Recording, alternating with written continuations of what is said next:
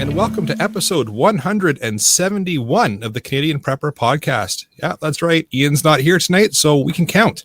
We are recording on July the 24th, 2022. My name's Eric, the host of the show, based in Southern Ontario, hunter, target shooter, ham radio operator, and computer geek. I've started a small preparedness company to help people get better prepared for at least 72 hours, if not longer. And my name is Jeff. I'm based in Central Ontario. I'm a target shooter, ham radio operator, general overall handyman, and weather nerd. And because I'm the weather nerd, just a heads up, if there's any listeners in Eastern Ontario, anywhere in the area of Caladar, Madoc, Northern Frontenac, you are in the target of a tornado-warned storm with the potential of already a touchdown on the ground heading towards the Smith Falls area. So I may try to update a couple times during the show if I can pop back and forth. But if you're in that area, you need to keep your eye on the sky and take cover. Yep. All right, then. Good to know. Thanks, Jeff. I'm Brad. I'm in Eastern Ontario, nowhere near where these storms are going on, thank goodness. I consider myself a part-time amateur prepper who's constantly trying to better myself. All right. If you want to help support the show and keep the Canadian Prepper Podcast on the air, you can buy some swag. We've got the Canadian Prepper Podcast t-shirt that's being shown off this evening by Jeff. And, of course, a tactical cool Velcro patch, both available at prepperpodcast.ca.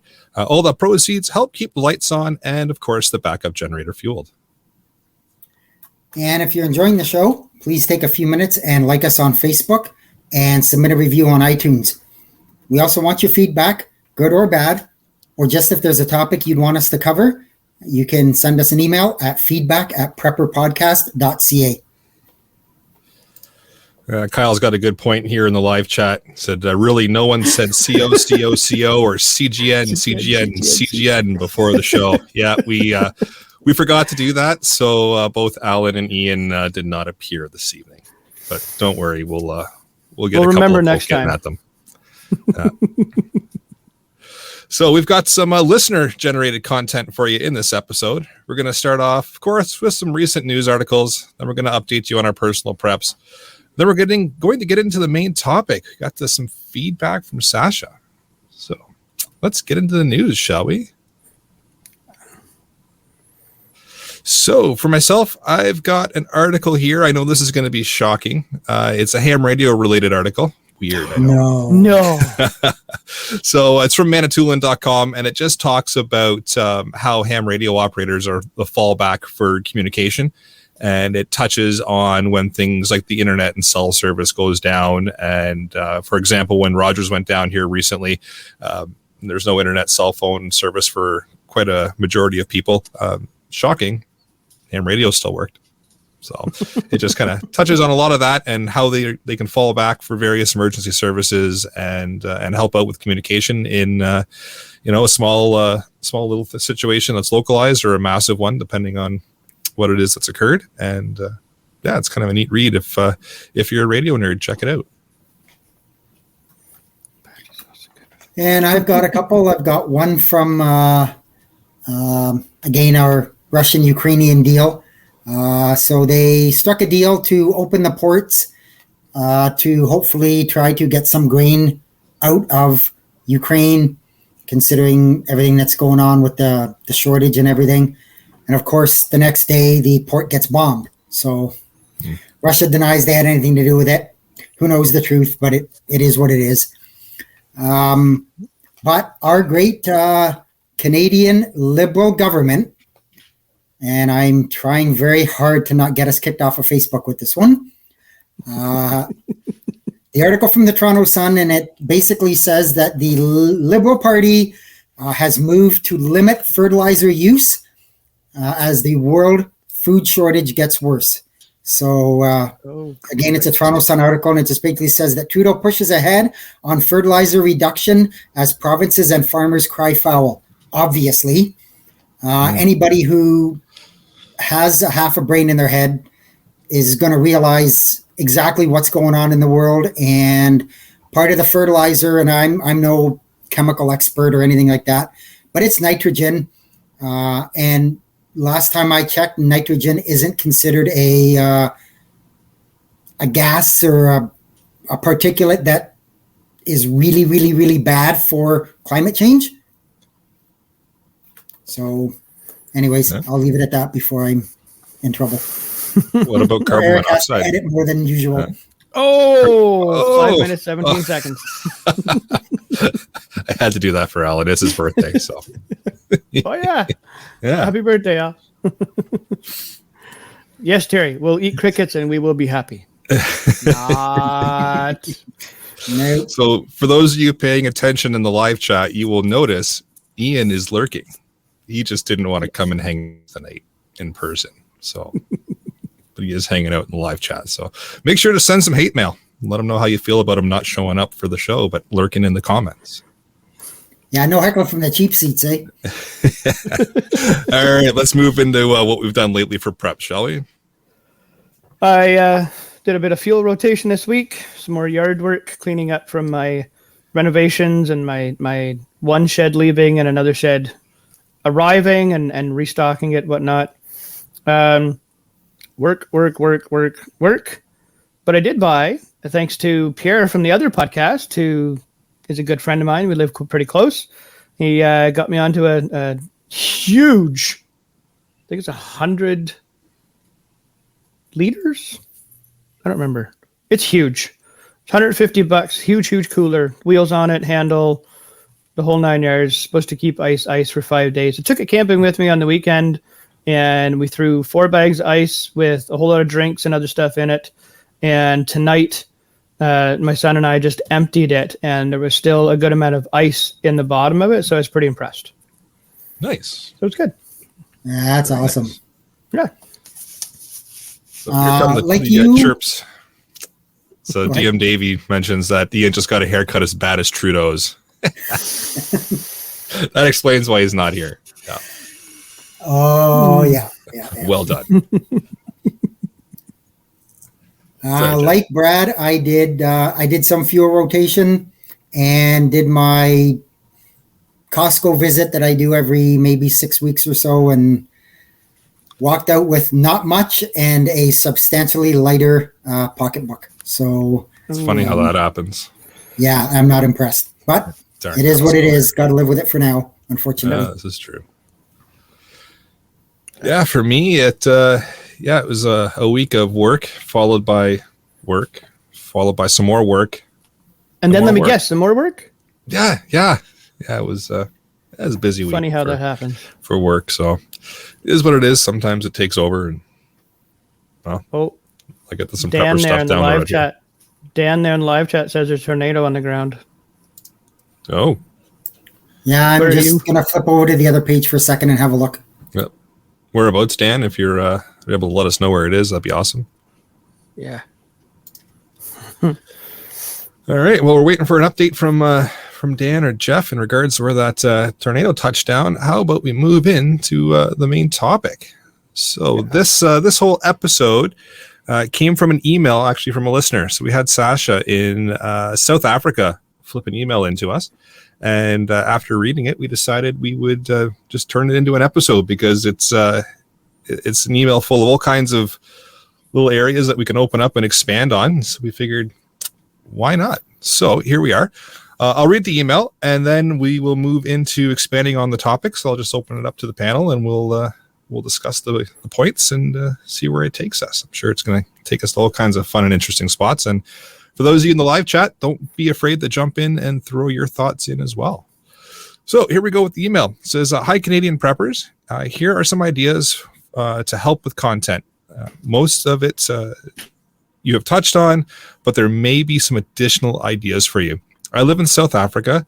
As such, we have an environment here that encourages people to be prepared. I think of it as mandatory training. For example, we regularly have power failures. That is the norm more than stable power. Blackouts can vary from 2 hours to 11 hours of no power in a day. Added to this, it's quite difficult to obtain some goods from international sources since they get stolen in transit, or the transportation costs are so high that they exceed the value of what you are buying.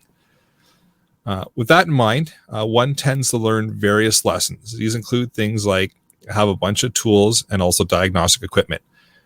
You're going to be replacing or repairing most of what you have. That includes not just the regular things that you would find in a hardware store, but even things like sewing machines. I recently bought an industrial sewing machine, and it has really paid off. I can repair or make all sorts of things that were previously impossible to fix by hand. I also purchased the battery management tools, since in a grid down situation, you will need to check if batteries can supply sufficient amperage and not just enough voltage. If one battery in an array is bad, it can impact all sorts of other systems. You need to know how to find that and fix that. Have spares of everything. When you think of spares, it is usually things that you don't expect. What happens when your electrical board has a failed breaker? Do you have a spare? What about your specific size boots, stainless steel strands in your perimeter electric fence? What about remote control batteries for your car or home alarm? There are things that you would not think to get once you are in a grid down situation that you suddenly need. That is the hardest time to get those items. I keep spares of all clothing, electronics, vehicles, generators, inverters, communications gear, and so on. Even spare gas stoves and such. Boxes of light bulbs, electrical wiring, and plumbing fixtures. It's going to fail, and best you have a spare. For training. Can I pop in for a second? Yeah, absolutely. Yeah, that storm that I believe he's mentioning is moving into the Ajax area. They're not saying there's a tornado on the ground, but there's definitely a hook echo on radar, and there is high velocity winds just off the surface. So if you're in the Ajax Pickering Beach area, you may want to consider some coverage. All right, so we'll move on to training. I think the biggest overlooked issue in prepping is that people disregard training. They cannot treat a serious wound. They can't find a fault in a car that won't start. They can't diagnose a fault within basic electrical systems. They can't repair most appliances and don't know how to do basic plumbing or electrical work in their homes. As a result, they may have a lot of gear, but will be utterly incapable of using it in any sort of disaster. Worse yet, they may be purchasing the wrong things since they have never actually tested it. This even applies to how to deal with various scenarios and can include groups of people. What happens if the house is on fire? What about intruders? What about bugging out in groups? Who does what in emergency? That sort of thing. There's just some ideas for the show. I hope it helps. Also, keep up the great work. You guys rock. Regards, Sasha. So, some fantastic points in there. A lot to unpack. Oh yeah. And really, it hits home to a lot of the topics that we've discussed in the 171 episodes that we've done here. One that stands out to me that we'll just touch on right now is testing your gearing, knowing how to use it. I know we haven't said that yet. Really? This is the first time? Kyle, you should note that in the stats. Yeah. 13 minutes This is the first time. seconds. Yeah. We've mentioned, know your gear and how to test it. Yeah. But let's get into let's unpack the diagnostic equipment you may not have but need. So we'll touch on that I first. have a bunch of different multimeters, and I have a hydrometer to test the acidity of the battery fluid, battery acid. But I never thought of battery management tools to test the voltage and the wattage and the amperage especially. So that's one thing I am definitely going to be putting in my to-do list shortly, is to do that. I have solar panels. I've built 3 small battery boxes for off-grid use when camping, and we've had a power outage before when I lived in Ottawa, and we used my power box and it was good. But that's one thing I don't have. So I know I'm definitely going to be buying one of those. Yeah. And I like the point too of knowing how to do some basic electrical like diagnostic work, because those are things that are going to break, right? Yeah. So. Yeah. I know I can fix generally most of the electrical stuff in my house, but it could be that I'm diagnosing it wrong and I don't know everything that's on one circuit, and there's a hidden junction box somewhere. Yep. So, yeah, definitely. Another great point is just having some spare breakers for your electrical box. I don't know how many people actually keep spares kicking around. I've got a few here, just from times when things have been upgraded or changed or swapped around. The electrician always says, "You want to hold on to these, or do you want me to just take them with me?" I said, "Oh, no, throw them on top of the box, because you never know, right? You may never use them, but you might." So, fantastic suggestion. And if you don't use them, a neighbor might be able to use one if his fuse box breaks down and whatnot. And then when he replaces it, you get a brand new fuse, so you know it's going to work. Or he takes the old one out, puts the new one in, and gives you the old one. Well, whichever, you still got an extra fuse, right? Yeah, so all good. Yep. Yeah, no, I think that was fantastic. Really, really good point. And then, like, even just the fact of having an industrial sewing machine. Or learning that skill, that like that's something that not a lot of people have as well, which could be very, very useful. Last time I used a sewing repair, machine you never was think in about grade it. 8. Grade 8 home ec class. Yep. Made my own shorts. Yeah, I've sewn buttons on. I've sewn some seams together, but I've never like made my own clothing. I'm pretty sure I could get a pillow together, but with a needle and thread might take me a while. But to learn a sewing machine, that would be something useful. Yeah, I can see that being very, very useful. So there's some notes in here. I guess I'll read them. They're from Ian, even though he's just lurking in the chat and decided not to hang out with us tonight. So he asked Howling Coyote on Discord. And if you're listening to this and you're not in the Discord yet, I'll throw a link in the chat when I get a second here. But check it out. It's a wealth of information, all kinds of good people in there talking about all kinds of good stuff. But so Howling Coyote mentioned a few things. So top 5 if you're starting with nothing and basic training. So this is getting into more medical first aid kind of stuff. But a temperature probe, stethoscope, blood pressure cuff, which fantastic idea to have, a pulse oximeter. So something to just check your oxygen levels in your blood, a blood glucose meter. And there's a tip in here that you can sometimes get free ones from Abbott or other companies. So that is something I'll be doing. Why not, right? Free is a good price. And not just for diabetics, but think someone lost for a week with no food, useful for search and rescue with similar circumstances. So yeah, I always thought about those as just exactly that, diabetics. But great point. Yeah, if you're looking for someone who's been lost and hasn't had food in a significant period of time, knowing what the glucose level is can really help you check them out and get them the appropriate food or whatever into them. So, and absolutely. Then goes on to mention that if you're trained and have the money, I would tweak the list a bit. And of course, in the preparedness world, if you want to get big fancy things, it's going to cost you some money. But a digital stethoscope with acoustic ECG, figures that's what they call it. Pulse oximeter, glucometer, a portable ultrasound. So now we're getting into the big, the big bucks here now. But might be useful if you're going to be your MAG's medical person guy or doctor. That might be something to look at. So something to note. He was saying the pulse oximeter and the blood pressure cuff. Yep. I have that on my watch. Yep, as do I. This one is the Versa. Okay. Versa 2.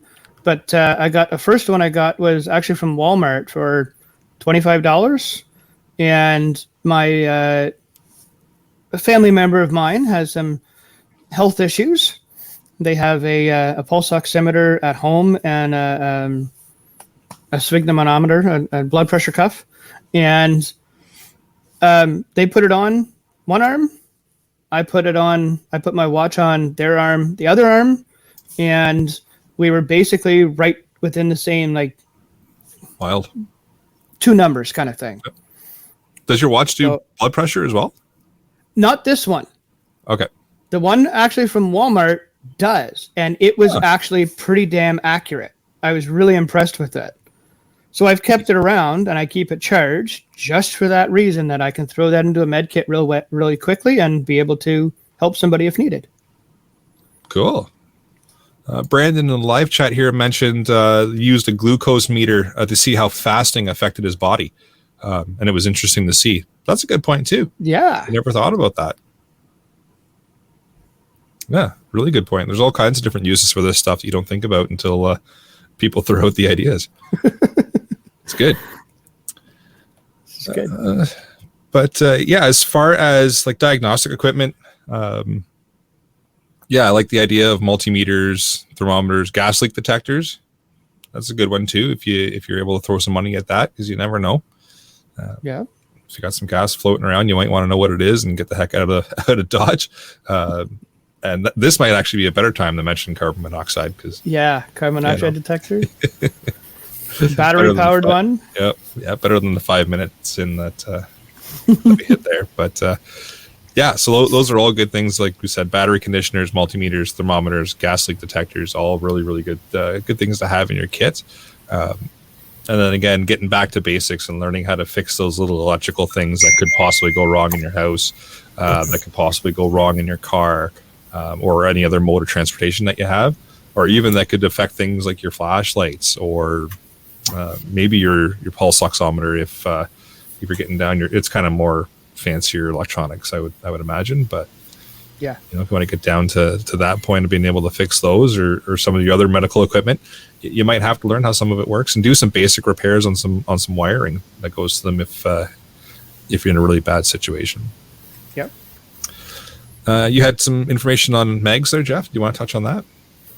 Well, yeah, I just taking all of that stuff into consideration. That's why it's a good idea to have a mag. And for those of you who don't know, a MAG, it's a mutual assistance group. I'm pretty sure everybody knows. Full of different people, each one bringing their own unique skills. You've heard the expression, somebody would say, and well, I'm a jack of all trades, but master of none. That's okay, but it kind of is nice to have a master of one or two things. And, to have somebody who can dabble in a bunch of different things is good. But I think it's better to have a few experts than just that one jack of all trade type person. Yeah, I agree 100%. That's definitely one of the advantages of a mutual assistance group. Yeah, like Jeff said, you could be, master of all, jack of all trades, master of none kind of deal. But yeah, if you can get people that are specifically skilled in certain skill sets and then apply that knowledge throughout your mutual assistance group, it's going to pay dividends. Because that person that knows a little bit in and out. Hey, cross-training too. Yep. Yeah. Cross-training is huge. So that expert can take you from the level that you're at with your basic kind of, I know a little bit, and they can bring your skill set up and build on that, right? And then vice versa. If you're more expertise in something else, you can build them up and really, really get your mutual assistance group knowledgeable and very skilled. Right. 2 is 1, 1 is none. You got it. So if everybody knows basic first aid, everybody's good to go. You got it. And then you take that basic first aid and you get somebody who works in like a search and rescue type of environment, and they build that basic first aid up a little bit for you. And then you get someone a little bit more skilled there and they build you up. And then you get up to the point where you maybe have a doctor or somebody in your group. And I'm not saying everybody's getting their PhDs, but you're going to learn a few extra things, right? So you're going to build on that basic skill set. Yeah. But you're not going to spend 8 or 9 years in med school if you're in a shit at the fan situation. But like I said, you'll learn some techniques from people. So how about we move into point number 2? So touching on training courses to consider. Also sort of skills that you get that are acceptable in a crisis, not just a YouTube video that somebody watched, but a skill that works in an emergency with massive adrenaline levels in your system. I think most people don't know the difference between watching a video and actual training where you get off your chair. It's a good point. It is. Yeah. You can have all the textbook knowledge in the world and then get thrown into a situation where you get a huge adrenaline dump, and that knowledge, guess where it goes? Right out the window. Yep. Well, you get that adrenaline dump. The first thing that happens is you lose all your fine motor skills, right? Oh yeah. Your hands shake, you get tunnel vision, you lose that ability to focus. Your fine motor skills are gone. Your tunnel vision kicks in. You may have auditory exclusion where you're not hearing things. Are you very hyper focused on something, and it's really hard to break that? And a good way to break that is A, be aware that happens, and B, get into some really realistic training scenarios that actually jack your heart rate up. You're not probably going to get that huge adrenaline dump that you're going to get in a realistic scenario.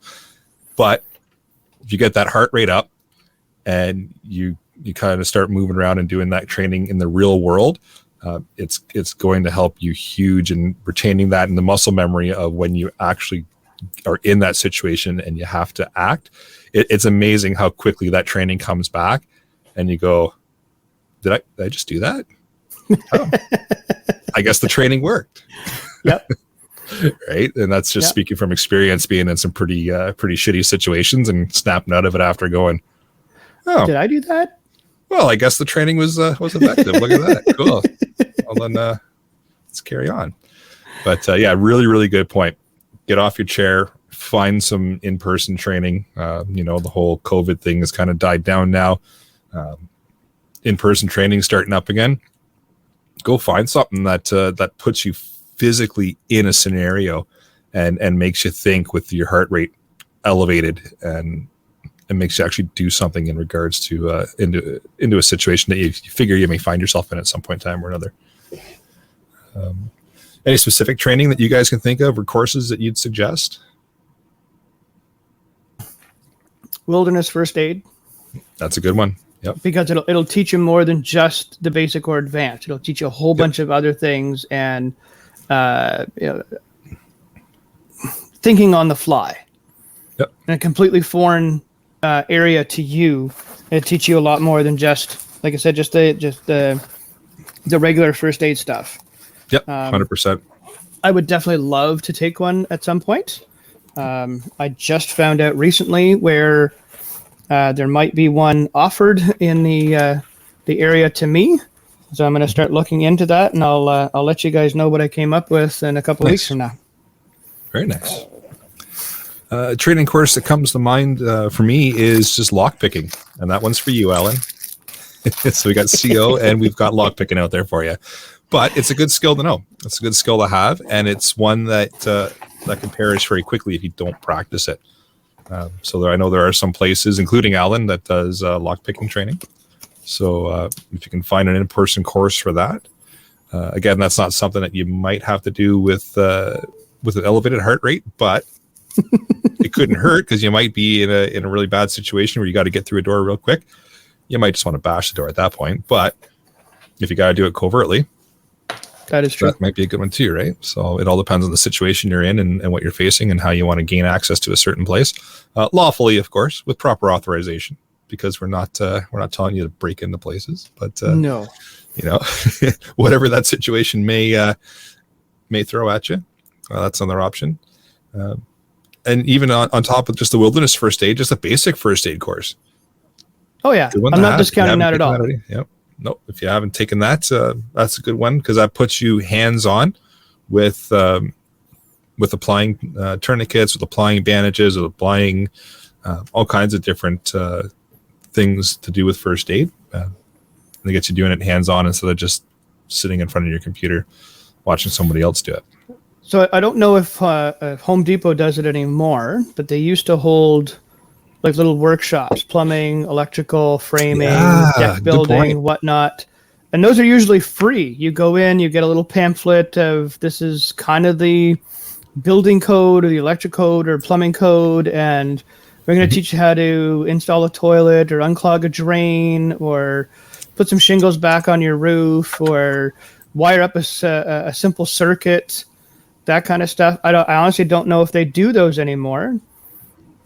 Something somebody can look into to just increase their knowledge. Yeah. Yeah, I know they used to pre-pandemic, so I'd imagine they'd come back. Well, to be honest, I'm hoping that they do. Yeah.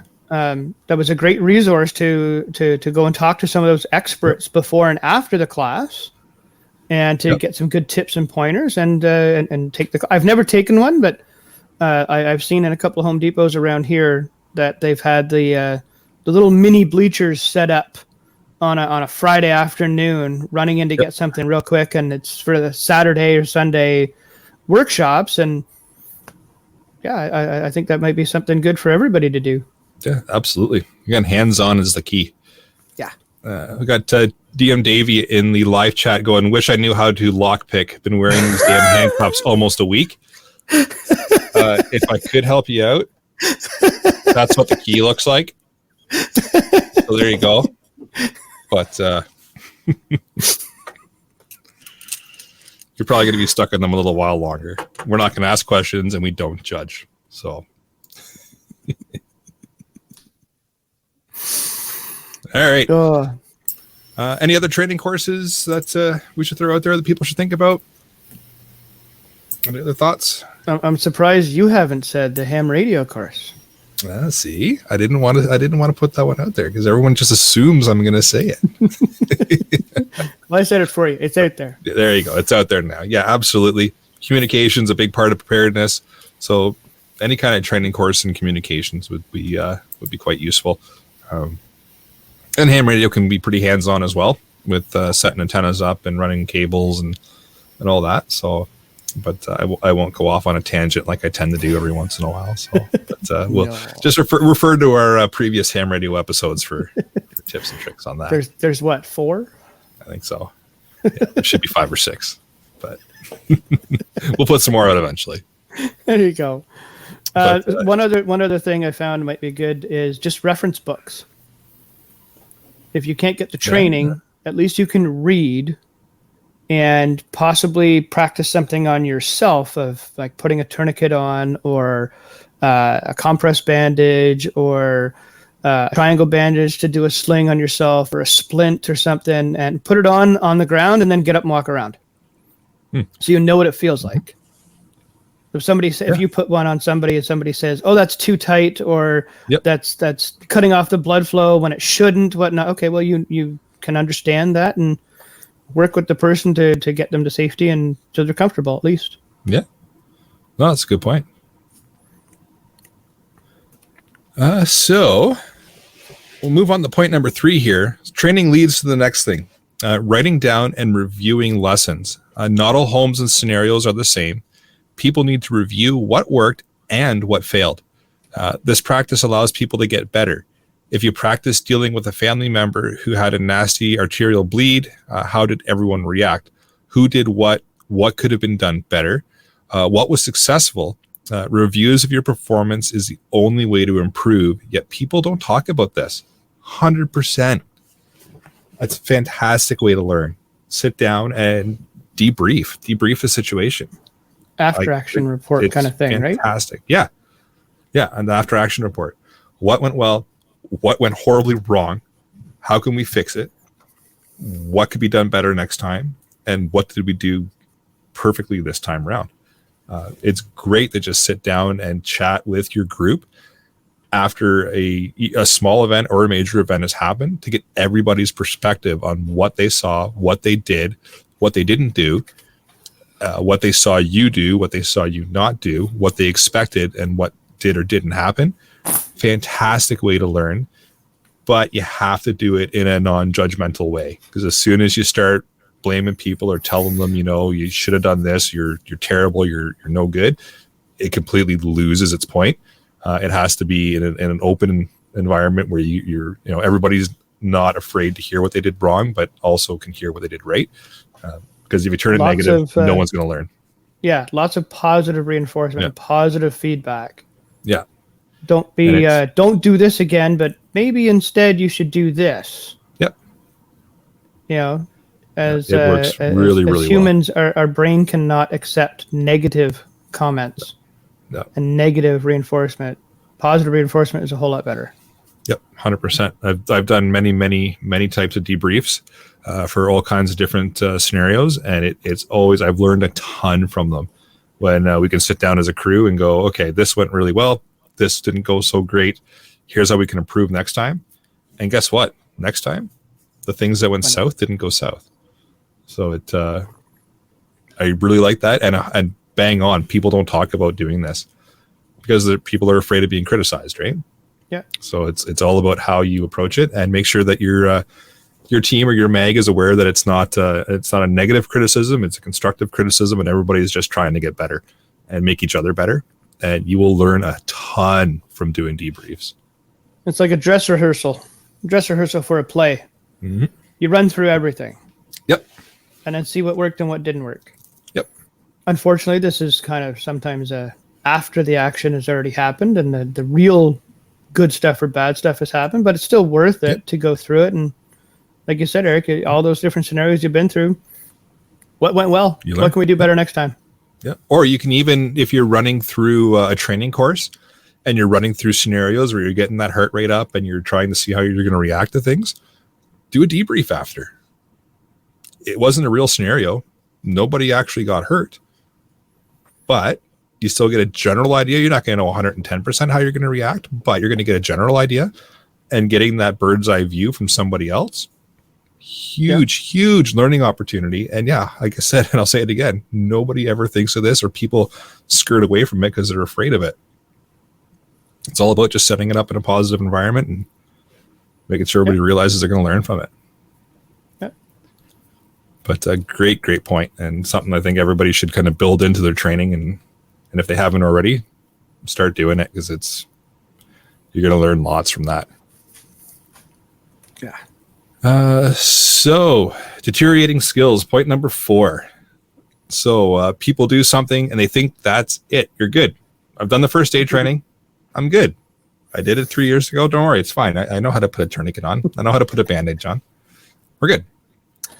The reality is, we all know skills are perishable, and we forget, right? What? So, how often do you need to review your skill set? It would seem that there's sometimes sensitive things that need to be drilled all the time. So there's time-sensitive things that need to be drilled into your head all the time. One example, firearm skills are like that. You won't have the luxury of wondering where the safety is or where the optimum grip is. Which eye is dominant eye when you're in a gunfight. Similarly, you're faced with a femoral bleed. You don't have the time to calmly figure out how to use that CAT or that combat application tourniquet, figure out how it works. You're just going to have to apply it. There's a number of tasks like this. Reviewing which qualify as time sensitive may be helpful. There's always a need to practice skills and keep that muscle memory. Because use it or lose it, right? You can take that first aid course tomorrow, be really proficient in how to get that tourniquet on, how to get that splint on. You can take a firearms course tomorrow and be really proficient with how to use that firearm. But all of a sudden, give it 3 or 4 days, that proficiency falls down. Right? All of a sudden, you're fumbling with the tourniquet. You're not applying it 100%. Rounds down range are not hitting where you're hoping they're going to be hitting. That bandage that you could apply with your eyes closed, not anymore. That splint that you could put on, it's taking you 5 or 6 minutes, whereas before it took you 2 or 3. So there's always a skill set that you can work on.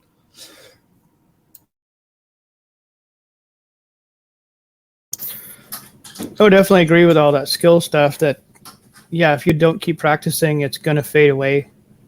I know I haven't taken a first aid course in years, and to do one again now would be kind of an eye-opener that, oh yeah, we're supposed to do this, we're supposed to do that. Yep. I got tons of medical stuff in my house, but again, like you've said, if I don't know how to use it, I'm useless. And all the stuff is useless too. Yep.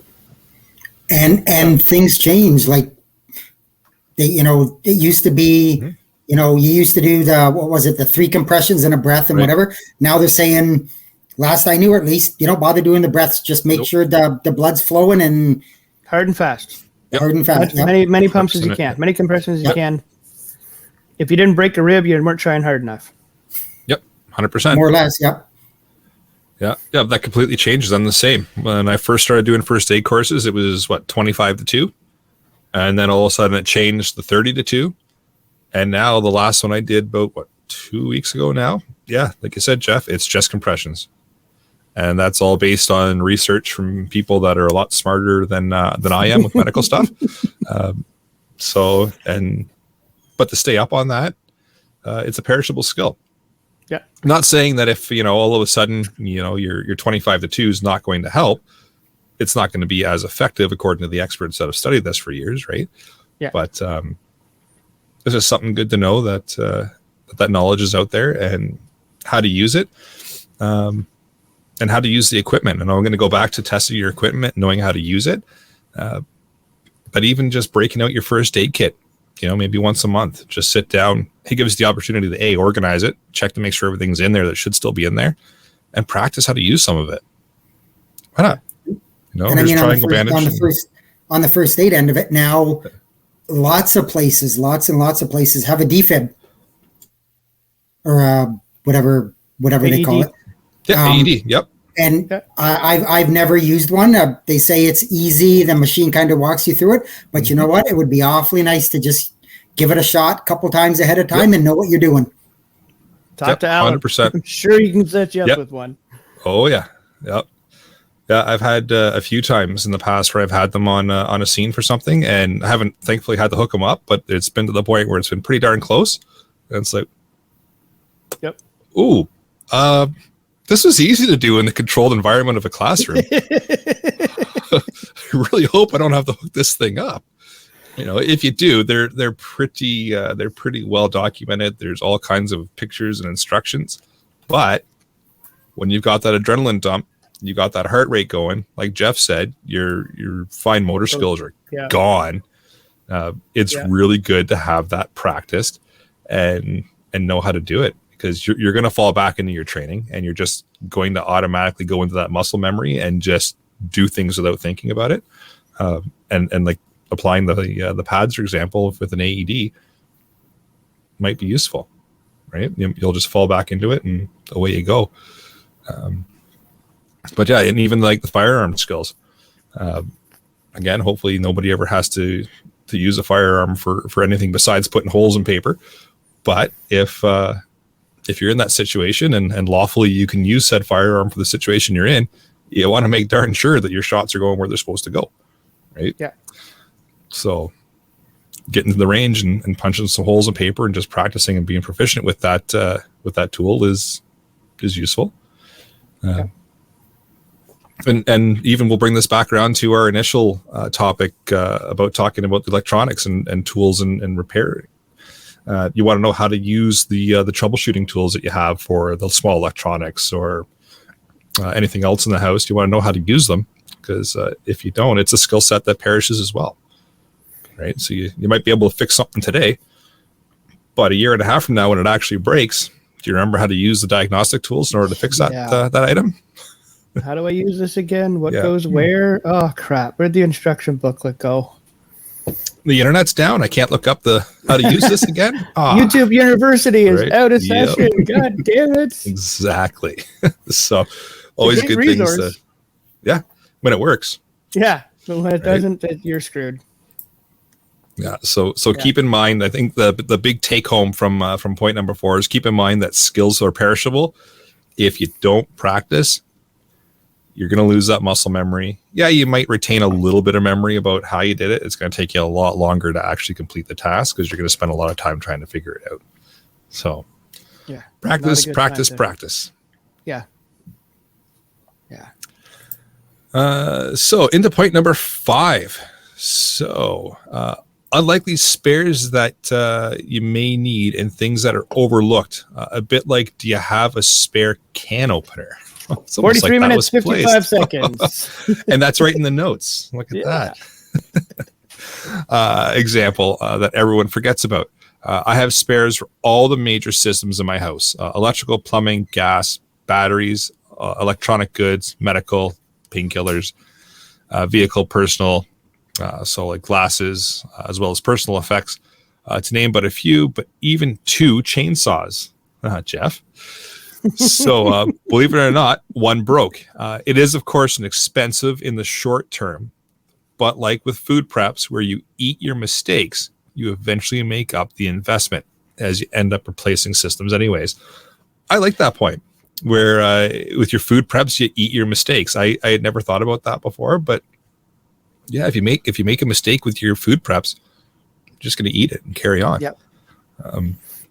Grin and bear. Yeah, I like that. Yeah. But that's a good point with the unlikely spare. Absolutely. So- I like Denny in the live chat there. Says he's got 3 of them looking for another one today. I'm right there, Denny. I only have 1, but I'm looking for another one to replace the one I have now. Well, to add to the one I have now, and a smaller one, just in case. I've only got the one, and it broke a while ago when I was doing some work, and I had to go down the road and steal Jeff's. It was a reverse. Normally, he's the one stealing shit from me. There you go. There you go. Yeah, we can even poke at Jeff. He showed up today, so we'll keep it light on him. But I agree with him. The electrical, the plumbing, Yep. the gas and batteries, all that stuff. That I don't have any actually extra circuit breakers, but there are extra circuits in my breaker box that are unused, so I can easily flip them over. Yeah, and they're in place in the breaker box. So Yeah. So you do could have say I spares. Yeah, I have spares. Yep. And like the electrical, the plumbing, all that, I've got tons of that. Well, not tons of it, but I do have it. Have a bunch of it. I've got plenty of batteries.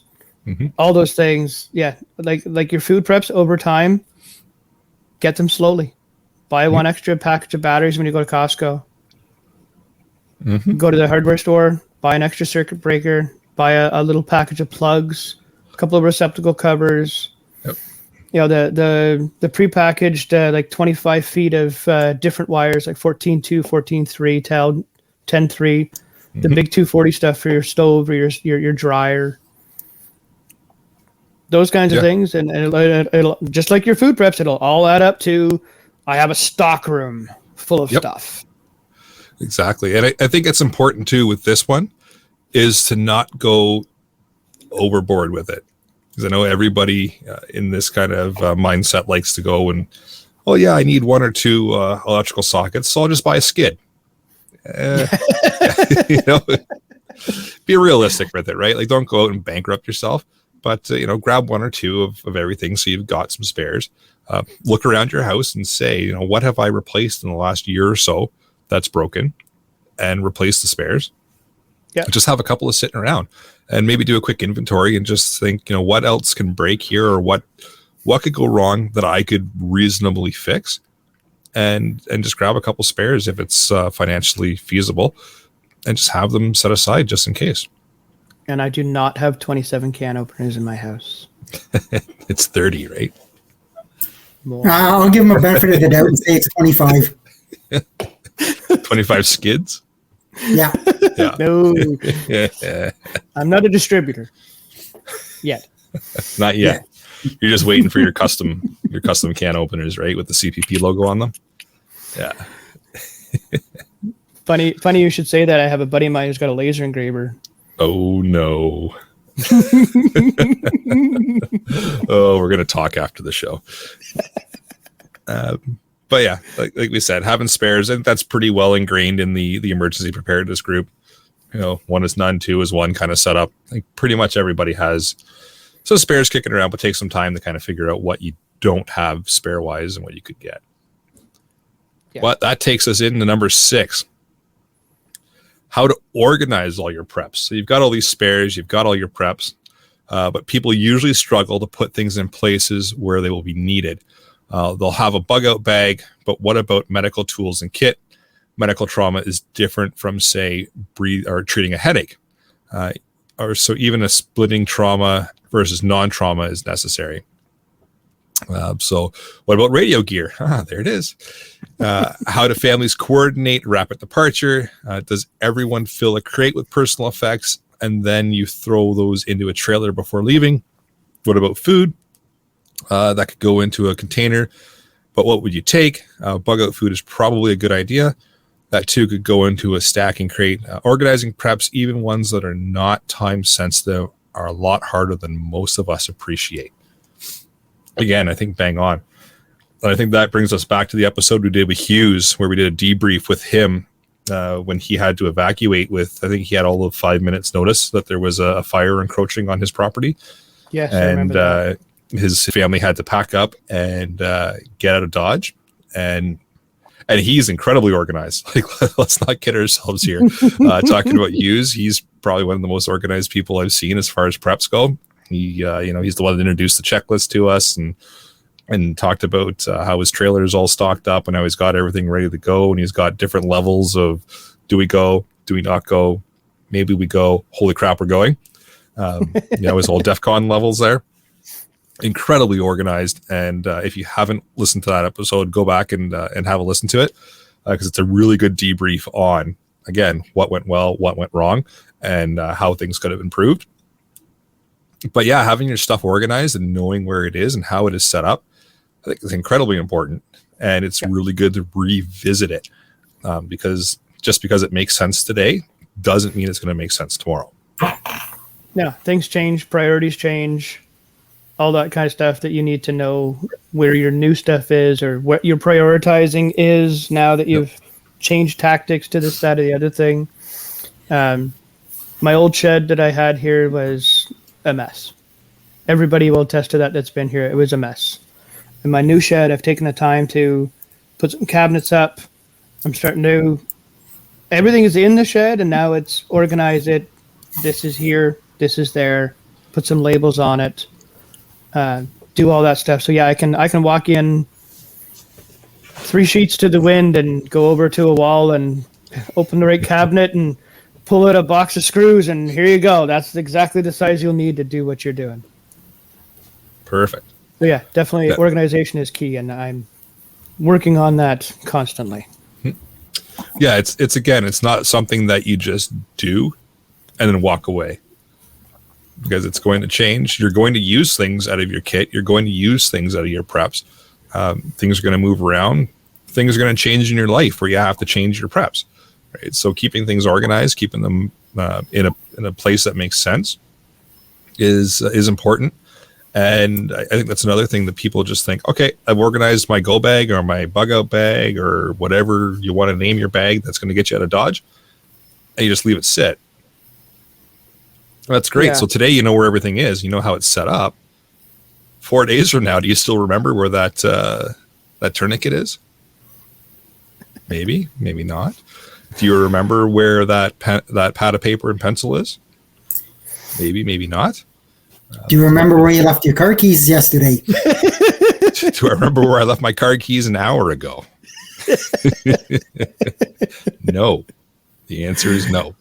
So, it's good to go back and revisit. And again, maybe turn this all into a monthly thing where you go back over your training, you go back over your kit, you go back over your electronics, you go back over little skill sets that you've learned, and just check in and see, mentally, where am I with this training? Physically, where am I with my organizational skills and setup for my preps? And just make it part of your daily or monthly or weekly or bi-weekly routine. Dave's got a good comments? One there. Where is it? I think I need more practice at being 3 sheets to the wind.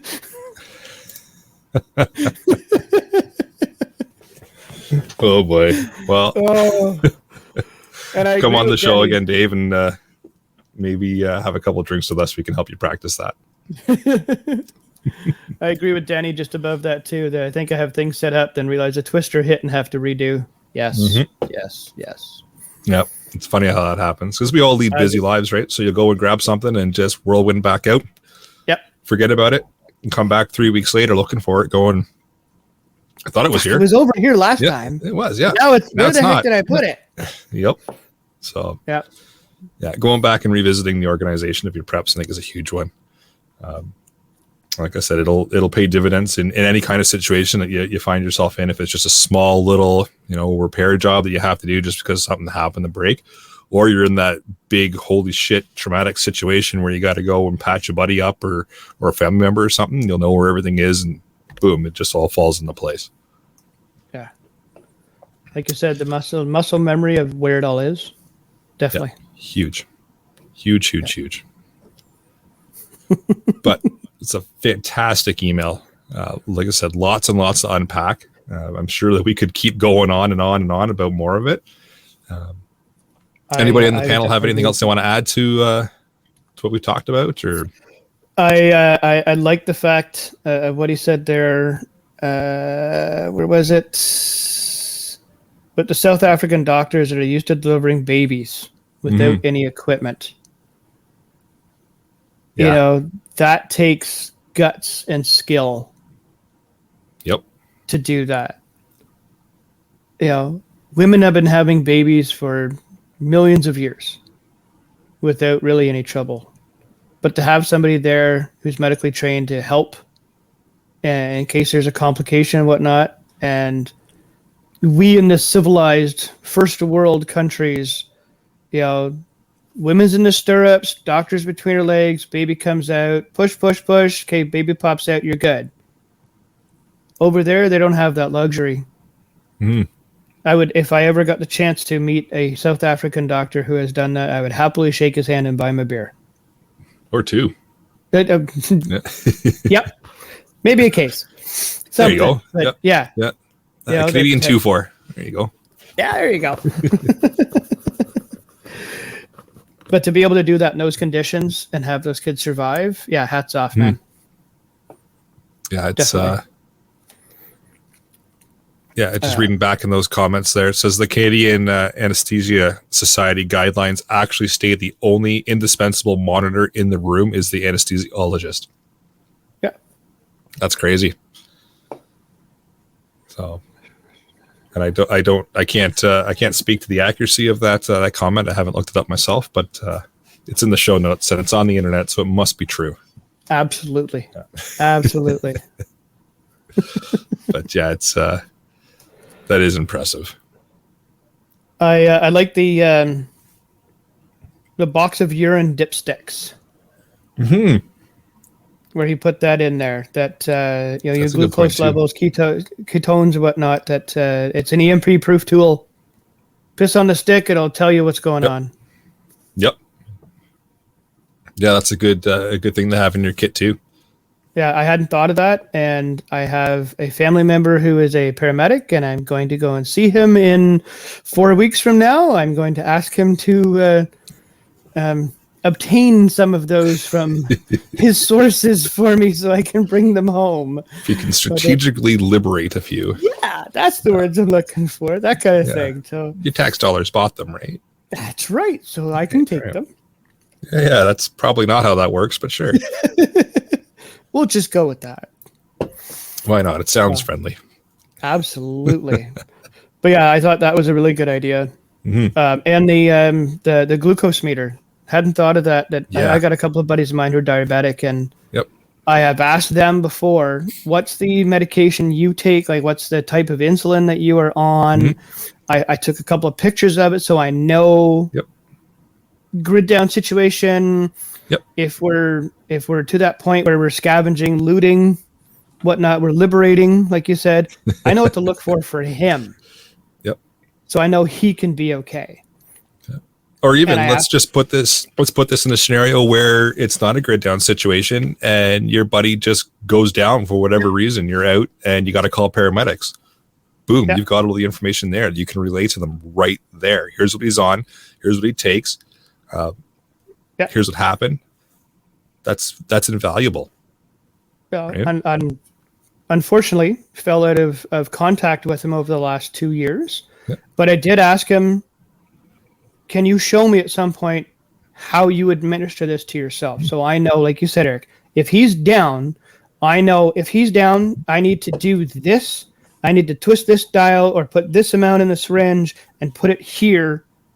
And I've helped and I've called 911 to get those people rolling to me right away. And I can tell the paramedics, this is what I gave him. This is what he's told me before that he takes, and nothing's changed in that year, 6 months, whatever it is. I've already given him help. Exactly.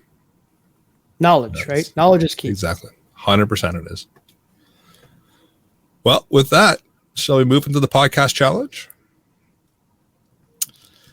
So your challenge for this episode, find something that's broken around your house, try to fix it. The worst case it's going to happen, it's still not going to work. So give that a shot, learn a new skill.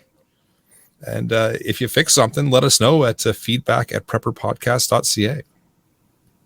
There you go. All right. Upcoming events. We've got blanks here for this episode. So nothing upcoming, but maybe next week we'll have something for you. Maybe. That's Jeff's weather blurb. What do we got going on with the weather, Jeff?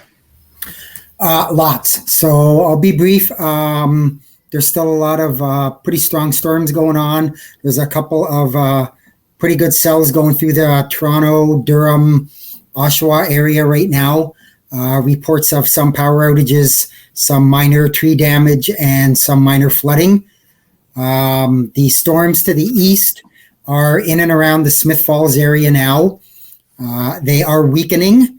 The hardest hit area is a small town called Actinolite. It's about halfway between Marmora and Caladar.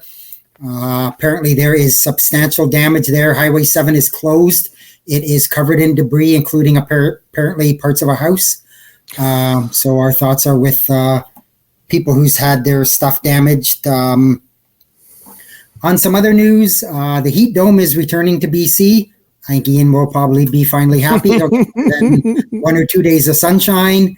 On a different front, surprisingly, there has been very little activity on the tropical storm / hurricane front in the southern U.S. Everybody figured they'd be going pretty good by now, and they haven't had a thing. I'm not going to use the Q word. I'm just going to say it's nice and calm.